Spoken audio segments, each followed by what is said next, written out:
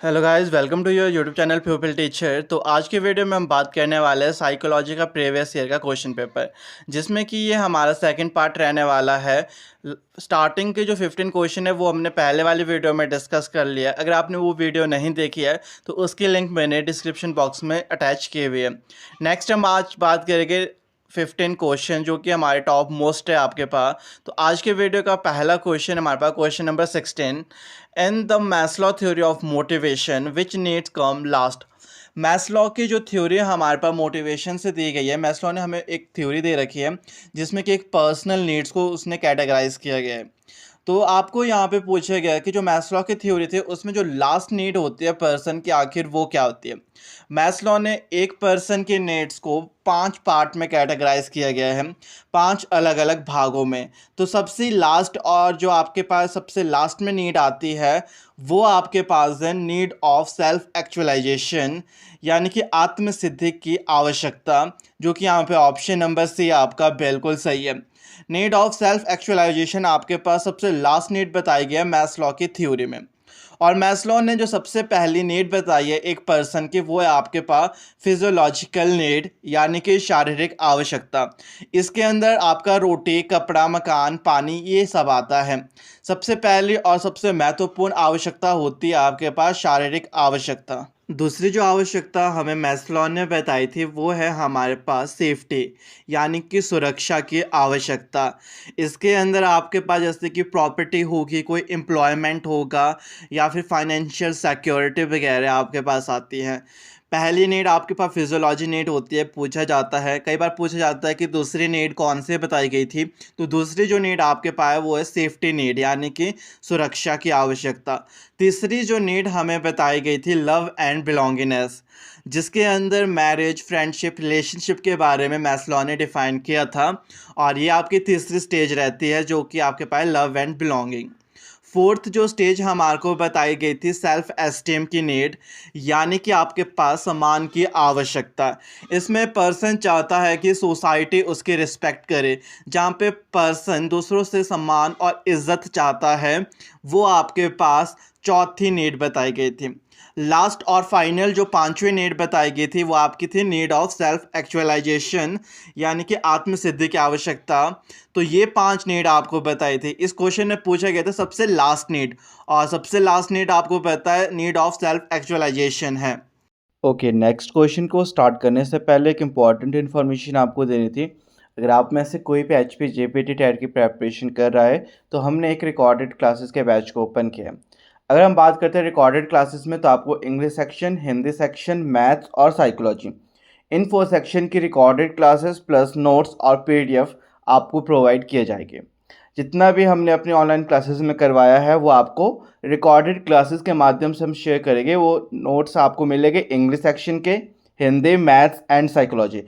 इन 4 section के आपको recorded classes plus notes भी प्रोवाइड की जाएंगे।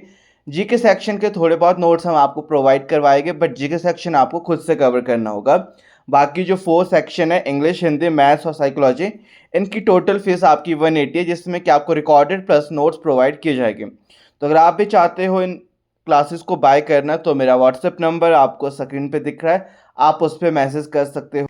नेक्स्ट क्वेश्चन नंबर जो 17 है, who made 16 personality factor questionnaire, यानी कि 16 व्यक्तित्व कारक प्रश्नावली किसके द्वारा निर्मित की गई थी। ये क्वेश्चन आपके पास पर्सनैलिटी से आया है, इंपॉर्टेंट क्वेश्चन है। आपका 16 पर्सनैलिटी फैक्टर क्वेश्चनियर डेवलप किया गया था कैटल के द्वारा, यानी कि यहाँ पे जो आपका ऑप्शन नंबर डी है वो बिल्कुल सही है। नेक्स्ट क्वेश्चन नंबर 18, सबसे important question, who compare human mind with floating iceberg, यानी कि समुद्र में तैरते हुए हिमखंड से मन की तुलना किसने की है। अब देखो, जो हमारा माइंड होता है इसके बारे में हमारे पास डिफाइन किया गया था फ्राइड के थ्रू। इसका मतलब यहाँ पे जो ऑप्शन ए आपका है वो बिल्कुल सही है, फ्राइड। क्योंकि फ्राइड ने हमारे पास ह्यूमन माइंड को डिफाइन किया है साइकोलॉजी में। उसने 3 भागों में बांटा गया है दिमाग को। एक आपके पास रहता है कॉन्शियस, अनकॉन्शियस और सबकॉन्शियस, 3 पार्ट्स में डिवाइडेड है। साथ ही साथ जो आपका इड, ईगो, सुपर ईगो, इसके बारे में भी हमारे को फ्राइड ने ही बताया है। और कई बार आपसे पूछा जाता है कि इट किसके ऊपर बेस्ड है, तो it is based upon the pleasure. It आपके पास सुख यानी कि प्लेजर के ऊपर बेस्ड होता है।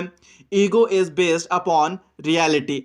आपके पास जो ईगो होता है वो बेस्ड होता है सत्य के ऊपर। और super ego is based upon morality. Super ego आपका बेस्ड होता है मोरालिटी के ऊपर, यानी कि क्या चीज़ सही है क्या चीज़ गलत है।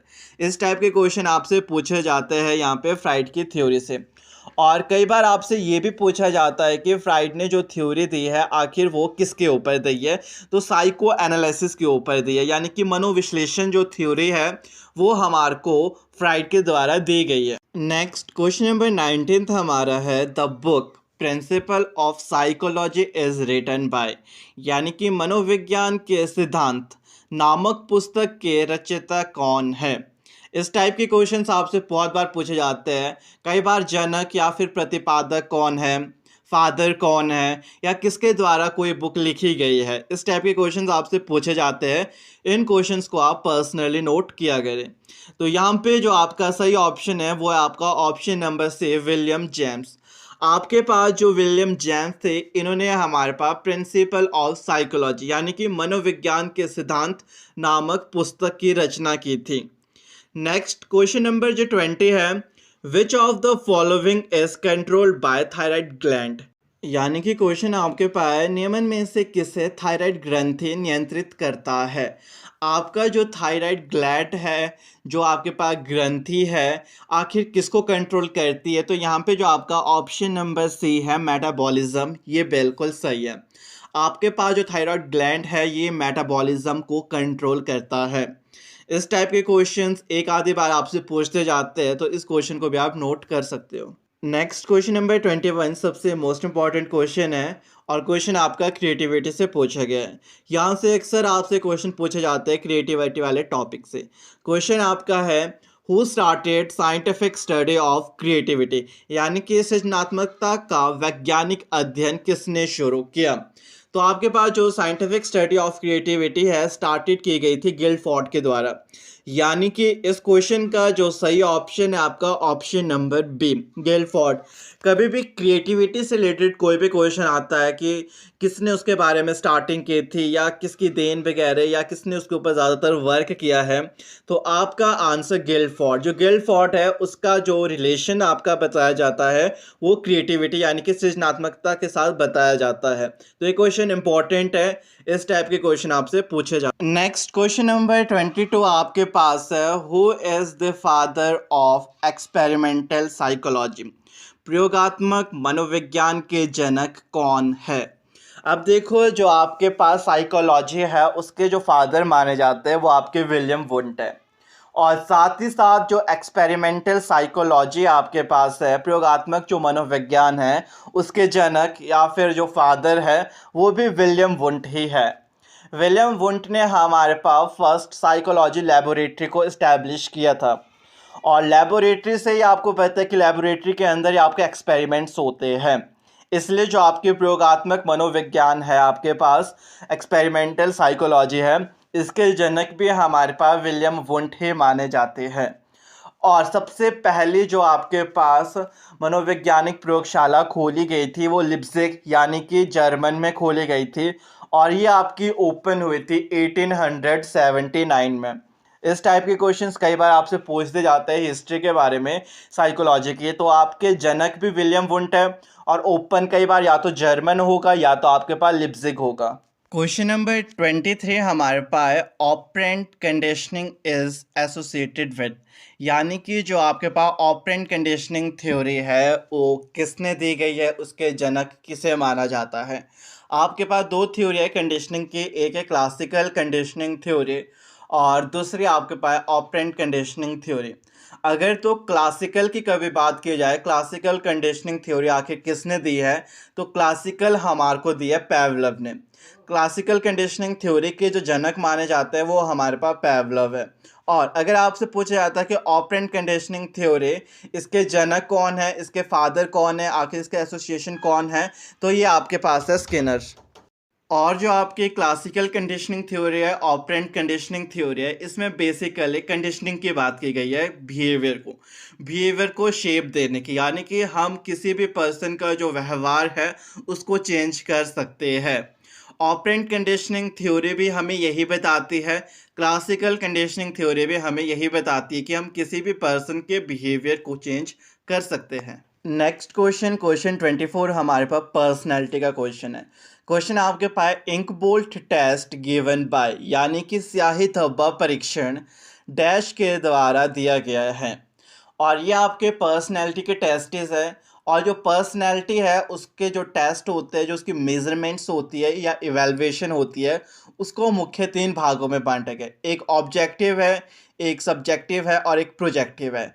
तो आपका जो इंक बोल्ट टेस्ट है ये आपके प्रोजेक्टिव मेथड बोला जाए या प्रोजेक्टिव टेस्ट के अंदर आता है। तो इंक बोल्ट टेस्ट के जनक या फिर जो आपका स्याही धब्बा परीक्षण है ये किसके द्वारा दिया गया है? ये आपका रोशा के द्वारा दिया गया है। आपका इंक बोल्ट टेस्ट दिया गया है रोशा के द्वारा। यहाँ पे आपका ऑप्शन सी बिल्कुल सही। और जो यहाँ से ज़्यादातर क्वेश्चन पूछे जाते हैं कि रोशा इंक बोल्ट टेस्ट आखिर किसको मेज़र करने के लिए यूज़ किया जाता है या फिर ये टेस्ट किससे रिलेटेड है? तो आपका इंक बोल्ट जो टेस्ट है, आपके स्याही धब्बा परीक्षण, ये पर्सनैलिटी को मेज़र करने के लिए यूज़ होते हैं। यानी कि जो आपका स्याही धब्बा परीक्षण है ये आपके पास पर्सनैलिटी को मेज़र करने के लिए यूज़ किया जाता है। तो ध्यान देना, जो इंक बोल्ट टेस्ट है उसका जो रिलेशन है वो पर्सनैलिटी के साथ है। बाकी आपके पास जैसे कैट है, वैट है, ये टेस्ट भी आपको पर्सनैलिटी को मेज़र करने के लिए यूज़ किए जाते हैं। बाकी जो पर्सनैलिटी के जितने भी टेस्ट है इसके बारे में हम डिटेल में बात करेंगे, आपको इसी चैनल पे इससे रिलेटेड वीडियोस मिल जाएगी।